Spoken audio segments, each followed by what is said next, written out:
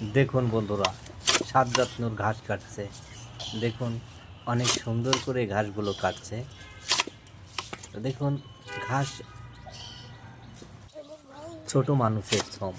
দেখুন অনেক সুন্দরভাবে কাজগুলো করছে।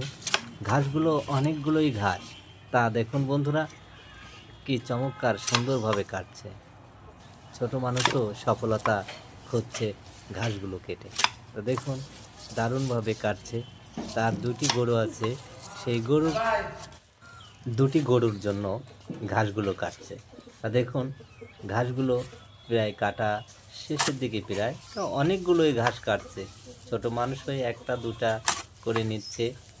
দেখুন কি চমৎকারভাবে কাটছে, শেখার কোনো শেষ নেই।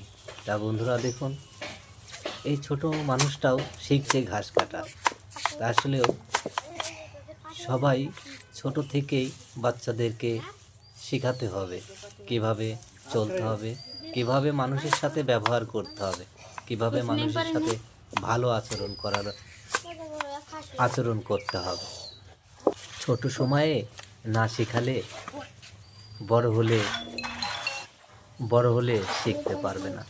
তাই ছোট ছোট বাচ্চাদের আপনারা ভালো কিছু শেখান, তা ওরাও বড় হলে ভালো কিছু শিখবে। দেখুন ঘাসগুলো কেটে নিয়ে গরুকে দিয়ে দিল। গরু অনেক খুশি হয়েছে ওর প্রতি।